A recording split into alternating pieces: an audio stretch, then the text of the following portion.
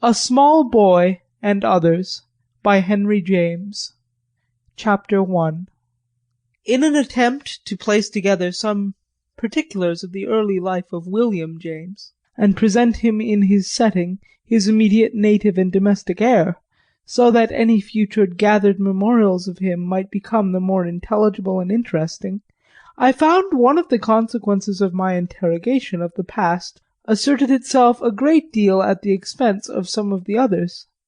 For it was to memory in the first place that my main appeal for particulars had to be made. I had been too near a witness of my brother's beginnings of life, and too close a participant by affection, admiration, and sympathy, in whatever touched and moved him, not to feel myself in possession even of a greater quantity of significant truth, a larger handful of the fine substance of history, than I could hope to express or apply.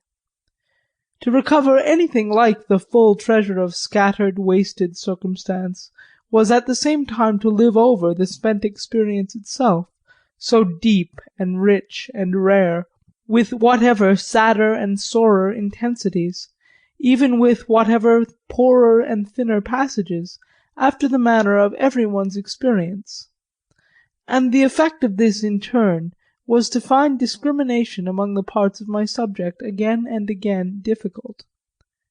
So inseparably and beautifully they seemed to hang together, and the comprehensive case to decline mutilation or refuse to be treated otherwise than handsomely. This meant that aspects began to multiply and images to swarm, so far at least as they showed, to appreciation as true terms and happy values, and that I might positively and exceedingly rejoice in my relation to most of them, using it for all that, as the phrase is, it should be worth. To knock at the door of the past was in a word to see it open to me quite wide, to see the world within begin to compose, with a grace of its own, round the primary figure, see it people itself vividly and insistently. Such then is the circle of my commemoration, and so much these free and copious notes a labour of love and loyalty.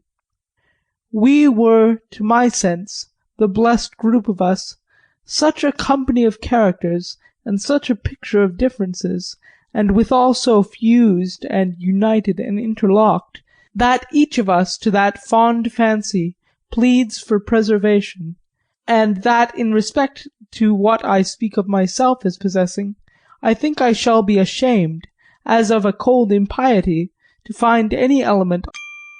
Sample complete. Ready to continue?